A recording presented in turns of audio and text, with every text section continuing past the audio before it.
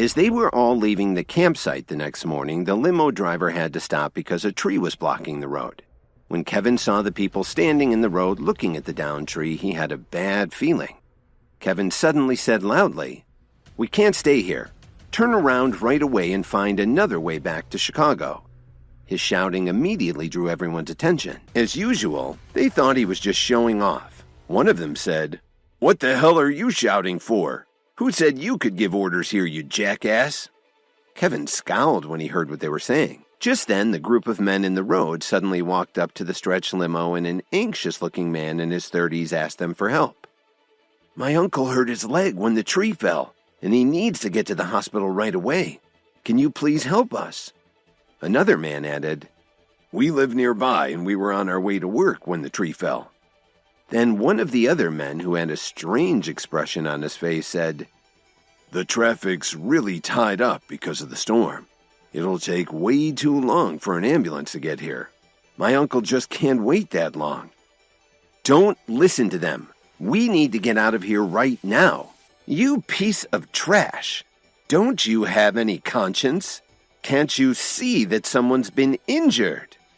"Kevin, just because you're a loser, it doesn't mean you can't give someone a hand." "Driver, please listen to me. You have to turn around and get us out of here." Officer Emmett spoke up and ordered the driver, "Quick, open the door and let them in." "Don't open it," Kevin shouted anxiously. Now the driver was paralyzed, unsure which of them he should listen to. "Kevin, what are you doing?" Officer Emmett asked in confusion. She'd never known Kevin to be so cold and heartless. "Didn't you hear me? We need to leave." "Shut the hell up. Nobody wants to hear what you think." Then he shouted at the driver, "What are you waiting for? Hurry up and open the door." Kevin sighed helplessly, but none of them listened to him. As it turns out, he realized as soon as he saw the line of fallen trees that they hadn't been knocked down by the storm. Someone had deliberately cut them down. Plus, when one of the men knocked down the window, Kevin clearly saw a prison tattoo on the man's arm, partially covered by a sleeve. He could tell right away that these guys were definitely not ordinary farmers. "But we don't have any empty seats," Jason pointed out to them. Without waiting for Blair to agree, Kevin interrupted them. "I'll gladly give up my seat for them. Lily, Dalton, Miranda, Phoebe, why don't you guys get out of the car with me? How about if you just get out all by yourself, Kevin? Once you're gone, we can all make some room to squeeze them in." Kevin ignored Jason and asked Dalton, "Do you want to join me?" "You know, I think it's kind of stuffy in here anyway. Why don't we all go out for a walk? Blair, have another car pick us up later." "Lily, are you coming along or not?" "Kevin, what do you mean by all this? Don't you think my car can fit a few more people?" Blair said indignantly. In fact, Blair also wanted Kevin to get out of the limo. He still hadn't gotten over the embarrassment of yesterday's fiasco with the flood, but if Dalton got out of the car with Kevin, how would he look to everyone else? Lily was about to answer, but before she could say anything, Phoebe said, "Let's go, Kevin. I'll go with you." But when Lily heard Phoebe volunteer so enthusiastically, she felt very uneasy. "I'll get out too," Lily finally said. "If you need any help later, don't come crawling to me. Go on, get out of here. We're trying to help some people and you're just running away. Who needs you?" "Blair, I want another car here for us in an hour," Dalton said brusquely. "But Dalton, But before Blair could finish answering, Dalton got out of the car. By now, Dalton considered Kevin to be his brother. But how could he tolerate seeing these people mocking Kevin all the time? He held back, though, because his wife was there. Out of all the people who were taunting Kevin just now, Blair was the loudest. Dalton was tempted to make an example out of him. "I'm really ashamed that you're part of the Jones family, even though it's only by marriage. I can't believe you're not willing to help these men." But Kevin didn't care what they thought. He just turned a deaf ear. It still amazed him that they kept insulting him, even though he'd done so many things to help them. After Kevin and the others got out of the limo, Blair and Jason enthusiastically helped the men bring the injured man inside.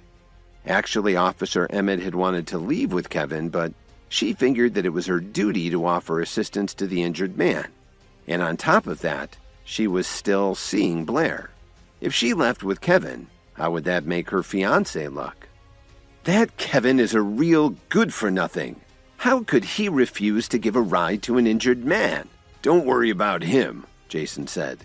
Then he turned to the driver and ordered him, "Close the door quickly.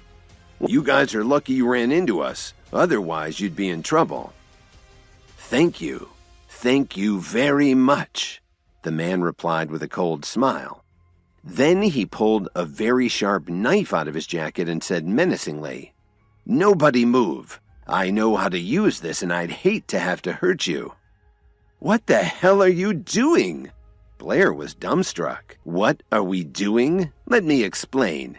This is a robbery. Don't move if you value your life." "What are you doing? We were trying to help you," Officer Emmett said in disbelief.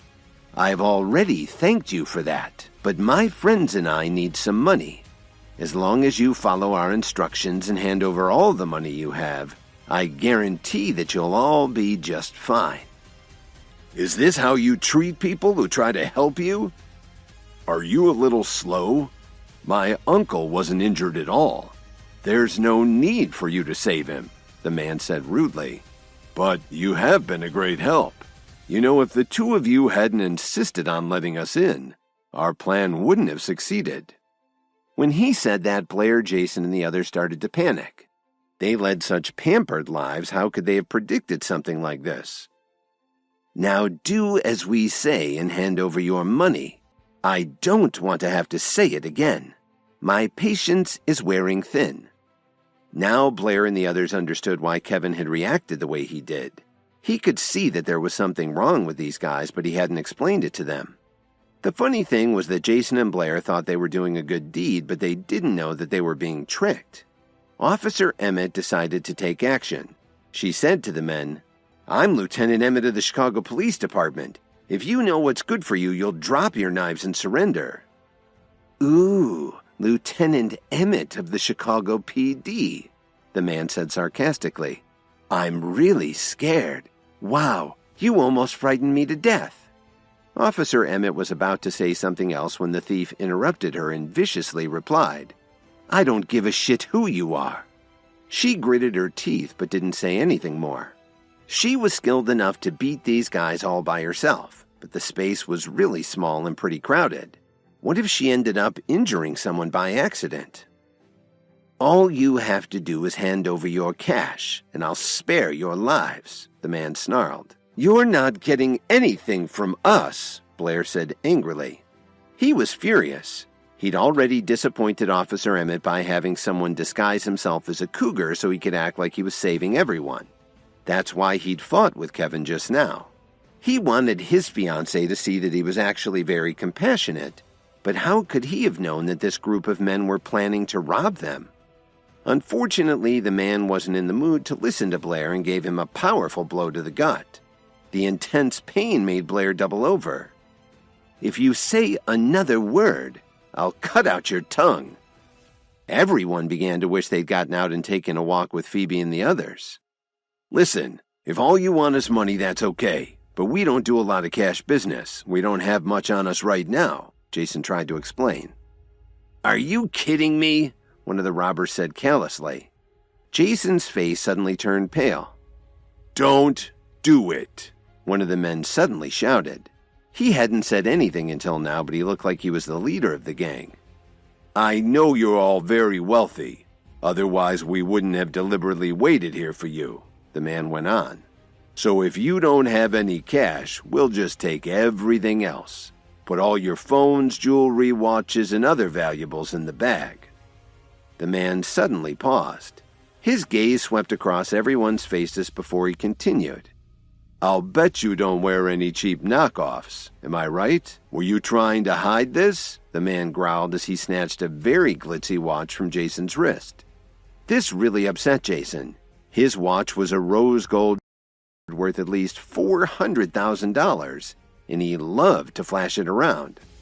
Jason wanted so much to grab it back from the man, but he just didn't have the strength. Could this day get any worse? Please subscribe to the Pocket FM YouTube channel and press the bell icon for instant notification. Check out our channel for more such exciting shows.